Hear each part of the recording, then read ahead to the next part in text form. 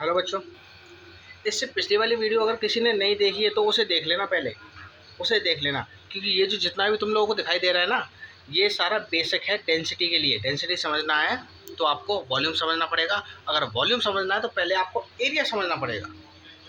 ठीक है, तो ये सारा मैंने पिछली वाली वीडियो में आपको बता दिया, बेसिक एरिया क्या होता है, वॉल्यूम क्या होता है। ठीक है, वॉल्यूम क्यों सीखना ज़रूरी है, क्योंकि डेंसिटी हमें समझनी है। डेंसिटी समझने के लिए हमें वॉल्यूम समझना है, वॉल्यूम समझने से पहले हमें एरिया समझना है। ठीक है, चलिए अब आज हम देखेंगे कि डेंसिटी क्या होती है। डेंसिटी क्या होती है, देखो मैं बार बार नहीं बताऊंगा, मैं बार बार नहीं बताऊंगा। एरिया और वॉल्यूम वाली वीडियो देख लो, पहले बेसिक कंप्लीट कर लो, मैं यहाँ पर सीधे डेंसिटी बताऊंगा। देखो मैंने आपको बताया था कि जो हमारी डेंसिटी होती है, सॉरी जो हमारा वॉल्यूम होता है, वॉल्यूम क्या होता है। देखो डेंसिटी की बात करेंगे, डेंसिटी क्या होती है। डेंसिटी की डेफिनेशन तो शायद मैंने लिखवाई दी थी। डेंसिटी होता है बेटा, it is mass acquired by a volume. ठीक है, यानी कि वॉल्यूम में जितना मास है ना, किसी भी वॉल्यूम के अंदर जितना मास है ना, उस मास को हम डेंसिटी कहते हैं। अगर किसी वॉल्यूम में मास ज़्यादा है तो उसकी डेंसिटी ज़्यादा होगी, अगर उस वॉल्यूम में मास कम है तो उसकी डेंसिटी कम होगी। मैं अब तुम्हें बताता हूँ बेटा। देखो जो हमारा, मान के चलो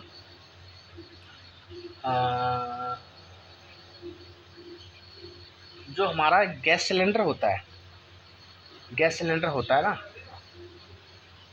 जो हमारा गैस सिलेंडर होता है वो कैसा होता है। अभी मान के चलो, अभी आप मान के चलो गैस सिलेंडर, अभी आप ऐसा मान के चलो चौकोर। ठीक है, वैसे तो ऐसा होता है कुछ, लेकिन अभी ऐसा मान के चलो। देखो बेटा ज़रूरी नहीं है, ज़रूरी नहीं है कि 3 डायमेंशन से मिलने वाला ही वॉल्यूम होता है। ठीक है, ये बात थोड़े एडवांस लेवल की बाद में बात करेंगे। मान के चलो मेरे पास ये है गैस सिलेंडर, चौकोर गैस सिलेंडर है। अब इसके अंदर देखो, ये जो सिलेंडर होता है इसके अंदर गैस भर के आती है कि नहीं आती है। इसके अंदर गैस भर के आती है ना। जब शुरू में जब गैस आती है, या फिर चलो इसका एग्जांपल छोड़ो तो मैं दूसरा एग्जांपल देता हूँ।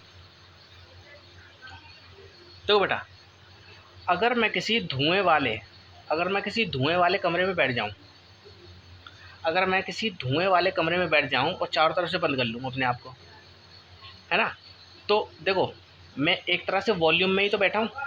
उस वॉल्यूम में मास क्या है, उस वॉल्यूम के अंदर मास क्या है, वो स्मोक पार्टिकल्स, धुएं के पार्टिकल्स।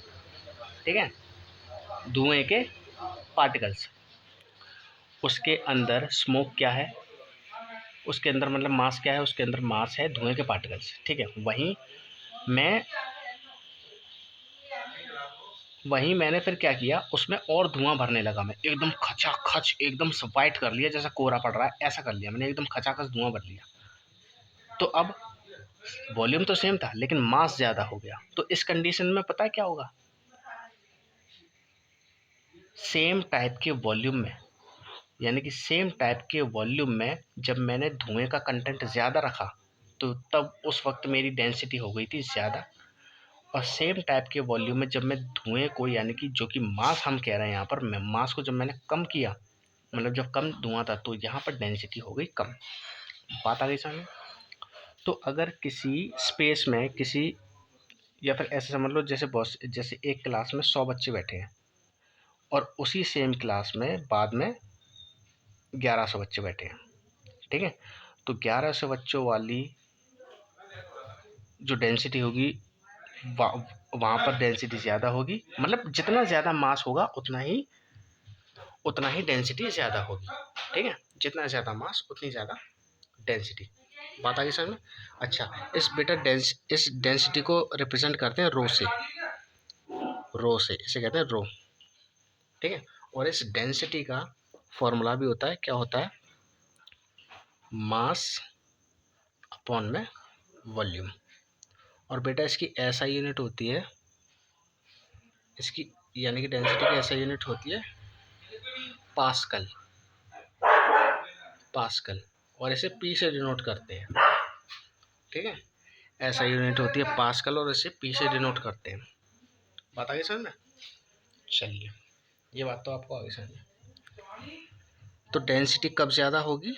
जब वॉल्यूम जब सेम टाइप के वॉल्यूम में मास ज़्यादा होगा। और डेंसिटी कब कम होगी? जब सेम टाइप के वॉल्यूम में, मतलब वॉल्यूम सेम है, वॉल्यूम सेम है 100 मीटर क्यूब, 100 मीटर क्यूब, अगर वॉल्यूम में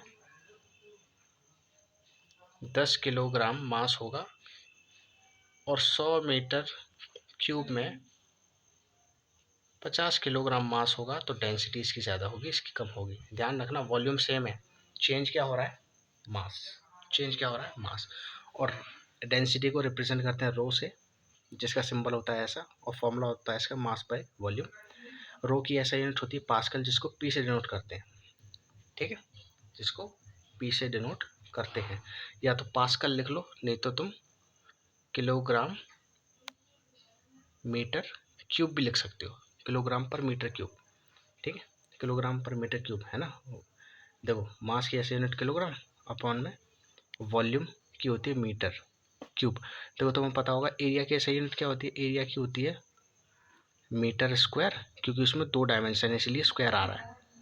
वॉल्यूम में 3 डायमेंशन है, इसमें इसमें क्यूब आ रहा है, ठीक है। पास्कल हम लिख सकते हैं।